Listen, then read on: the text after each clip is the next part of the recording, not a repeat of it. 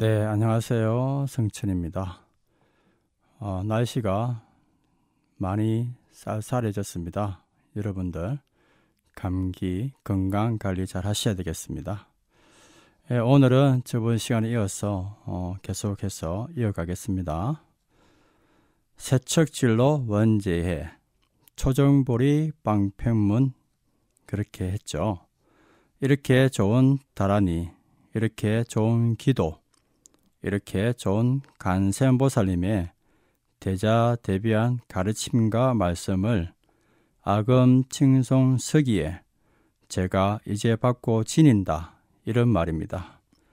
서기의라는 말은 길을 맹세한다는 그런 말씀이니까요. 늘 마음속으로 지니고 새기겠다. 다시 말하면 관세음보살님의 대자대비의 주문, 대자대비의 가르침에 늘 기이하고 마음으로 그 가르침을 간직하겠다. 대비의 주문의 가르침대로 살겠다. 이런 여러 가지 뜻이 서기의라는 말에 들어가 있습니다. 관세음보살님의 여러 가지 가르침과 그 가르침을 표현한 대자대비 다라니 주문에 우리가 찬탄하면서 또 기이하고 공덕을 새롭게 새긴다는 그 말씀이 저 서기, 길을 명시한다는 말씀에 온전히 녹아져 들어가 있는데요. 이 찬탄구의 마지막 말씀이 소원종심 실현만입니다. 원하는 바 소원이죠. 근데 그 원하는 바가 마음에 따라서 내가 어떤 마음을 갖고 있느냐에 따라서 소원이 모두 실현만, 원만하게 성취되겠다 이런 말입니다. 모두 이루어진다 이런 말인데요. 우리가 흔히 소원 성취라는 말로 쓰고 있습니다. 그런데 이 소원 성취는 마음에 따라서 어떤 소원이 이루어지느냐가 사실 중요합니다. 마음먹은 대로 되는 것은 굉장히 중요한 일이고 소중한 일이지만 어떤 마음을 먹을 것이냐, 이게 좀 문제겠죠?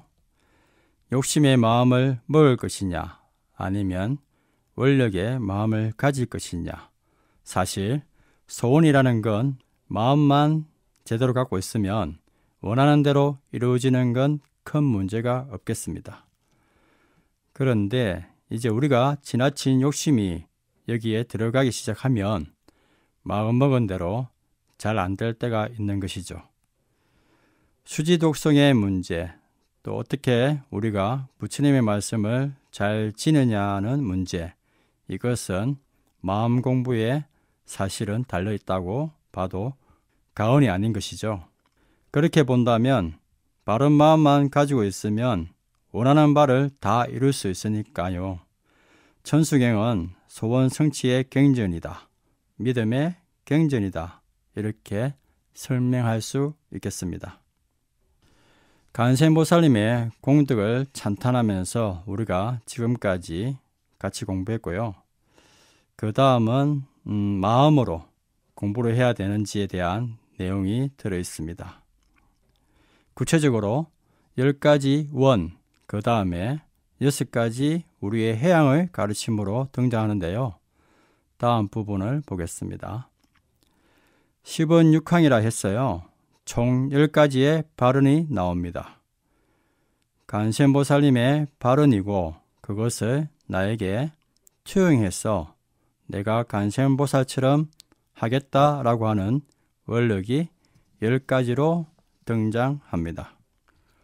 원력 하나하나마다 관세음보살님에게 기이하면서 다짐하고 있는 내용으로 되겠습니다. 나무대비 관세음, 원화속지 일체법 이렇게 등장하는데요. 편의상 2개씩 이렇게 묶으시면 번역하고 해석하기가 아주 좋습니다. 나무대비 관세음, 원화속지 일체법, 나무대비 관세음, 원화조덕 지혜한. 속지일체법이라고 하는 것은 세상에 있는 세간에서 일어나는 여러 가지 현상을 모두 알겠다 이런 뜻이거든요.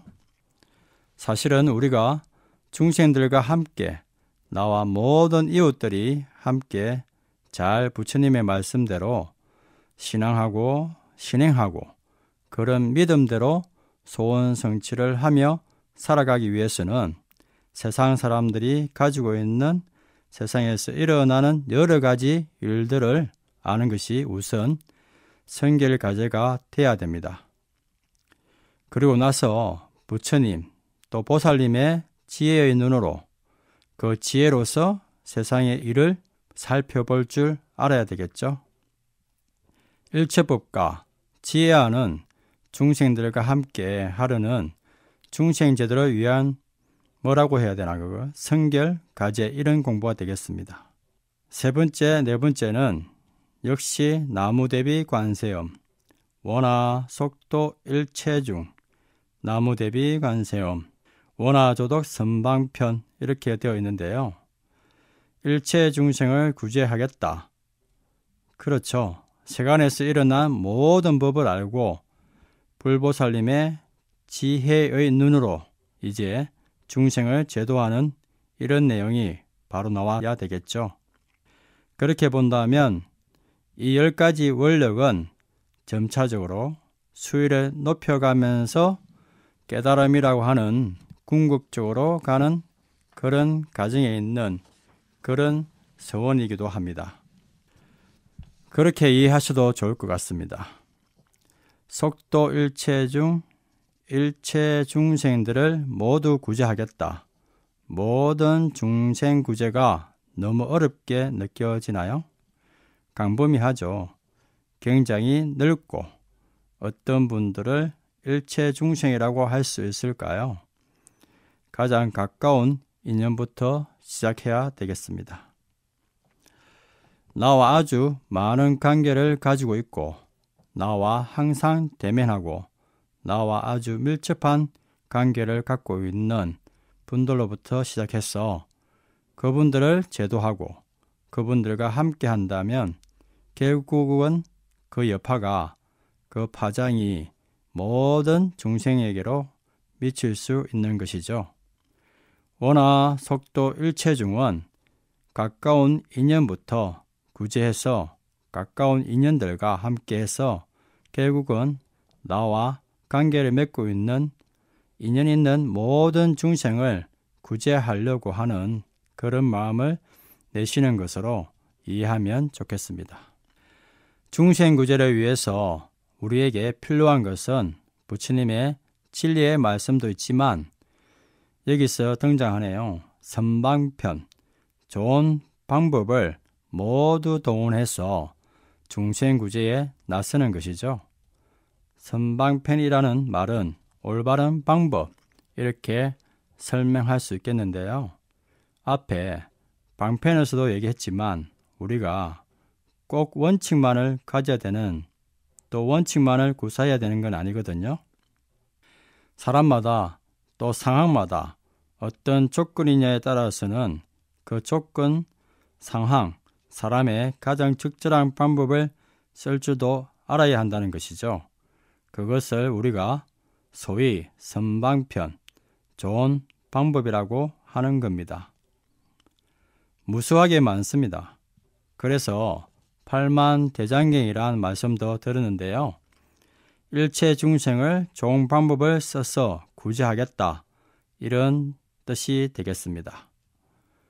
그 다음 두 문장은 나무대비 관세음, 원화 속선 반야선, 나무대비 관세음, 원화 조독 월고해 이 두 가지 문장이 되겠습니다. 반야선에 얼른 타서 고통의 바다, 월고해, 고해를 건너가겠다 이런 뜻인데요.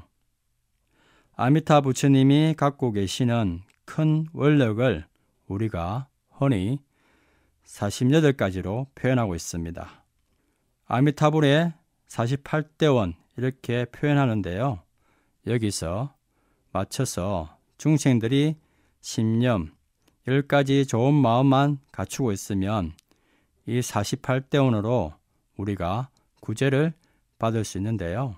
여러분, 바다 또 어떤 강물도 그렇겠습니다만 어떤 물도 사실은 모래알 하나를 받쳐주지 못합니다. 그런데 그 물 위에다가 배를 띄우면 모래알이 아니라 아주 큰 바위도 싣고 갈 수 있죠. 우리가 갖고 있는 이 업장들은 개인적으로 보면 고해를 건너가기 굉장히 어렵습니다. 그러나 아미타 부처님의 원력으로 만들어진 이 반야의 배, 지혜의 배는 어떤 무거운 업장과 지중한 제업을 지었다 하더라도 이 지혜의 반야선에만 올라타면 고해를 건너갈 수가 있다는 그런 말씀입니다. 그렇다면 빨리 지혜의 배에 성선할 수 있어야 되겠죠? 그런 내용이 속선 반야선, 그 다음에 조덕 월고해라는 포인으로 이루어져 있습니다. 원화 속덕 개정도, 원화 조덕 원적산 이렇게 표현했습니다. 반야의 배, 지혜의 배에 올라타서 이제 고통의 바다를 넘어갑니다. 그러면 우리가 해야 될 건 열심히 수행하고 공부해야 되겠죠? 그 수행과 공부의 대표적인 방법이 개정도. 이 개정도는 사실 개정해 세 가지 공부 방법, 사막을 의미합니다. 여러분, 개는 사회 또 공동체의 삶에서 지켜야 될 윤리적인 측면입니다. 당연히 우리가 좋은 마음으로, 좋은 행동으로 함께 살아가야 되는 것이죠. 그런데 이것 가지고는 좀 부족합니다. 스스로가 그런 좋은 삶을 살기 위한 자기 닦음이 있어야 되는데 이것이 정이라고 하는 것으로 나타납니다. 개와 정의 공부는 우리에게 불보살림의 또 진리에 대한 지혜의 눈을 뜨게 하는 좋은 공부가 되는 것이죠. 이것을 우리가 흔히 개정의 사막의 공부다 이렇게 이야기합니다. 월고해를 건너서 반야의 지혜배에 탔어 월고해를 건너고 나면 우리가 개정의 사막을 부지런히 공부해서 익혀야 되는 것이죠. 이제 그러다 보면 원적산의 상태에 들어갑니다. 원적이라고 하는 말은 완전히 고요하다 이런 표현인데요. 우리가 흔히 이것을 의역해서 열반이라는 표현을 자주 씁니다. 이 원적산의 산은 이상세계를 의미하는 거죠. 그러니까 열반의 세계에 열반의 이상세계 이렇게 표현할 수 있는데요. 우리가 살면서 우리 주변에 펼쳐지는 여러 가지 환경들, 조건 이런 것들이 괴로움이 소멸된 상태라면 열반의 이상세계를 그 자리에서 구현할 수 있겠습니다. 개정의 사막의 공부를 통해서 내 주변, 내 상황들을 열반의 환경, 열반의 조건으로 만들어가는 것이죠. 요즘 지구 저쪽 편에서도 전쟁도 일어나고 있는데요. 전쟁이나 우리 주변을 힘들게 하는 이 상황들, 이런 것들을 없애지게 하는 것도 매우 중요한 요소입니다. 그런 마음도 한번 담아서 이런 대목을 한번 해석해 보시면 좋을 것 같습니다. 그 다음입니다. 나무대비 관세음, 원화속해 무의사, 나무대비 관세음, 원화조동 법성신. 이제 마지막 부분이 되겠죠. 열반 또 우리의 평화로운 상태를 만들고 나면 무의사에 들어가지다 이런 표현인데요. 무의사의 사자는 절사자, 집사자를 씁니다. 그러니까 집이라는 뜻이 또 되고요. 절이라는 뜻도 되는데요. 집이라는 뜻으로 좀 해석해 본다면 두 가지 의미가 있습니다. 집은 굉장히 편안함을 상징하기도 합니다. 그런데 너무 편안하다 보니까 온갖 집착과 온갖 애착이 생기는 곳이기도 하죠. 이 평안과 애착을 잘 인식해서 이 집을 어떻게 만들어야 되느냐, 역시 일반 환경에 적절한 무위의 집, 다시 말하면 집착과 애착이 사라지는 그런 곳으로 우리가 거주하고 있고 우리가 또 살아가고 있는 것을 그렇게 만들자라고 하는 겁니다. 원하 속해 무이사, 평안과 또 해탈의 열반의 환경 안에 우리가 그 안에서 그렇게 진리대로 살겠다라고 하는 것을 표현하는 것이겠죠. 우리가 갖고 있는 몸과 마음이 부처님의 진리와 완벽하게 하나가 되는 거죠. 우리가 천수경이나 경전 공부나 또 기도를 하다 보면 내 안에 있던 불성, 또 내 안에 있던 어떤 지혜의 그 성품이 나도 모르게 불보살님의 가르침과 혹은 불보살님과 함께 하나가 되는 그런 경험들을 할 수가 있습니다.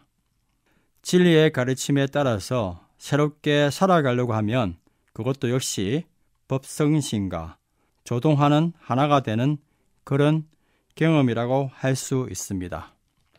여러분, 천수경을 통해서 새로운 생명, 새로운 존재로서 새롭게 출발하시면 어떨까 싶습니다.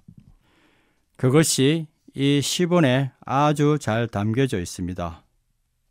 다음은 6가지 해양향이라고 하는데 다음 시간에 계속해서 이어가도록 하겠습니다. 숨 쉴 때마다 행복하시고요. 감사합니다.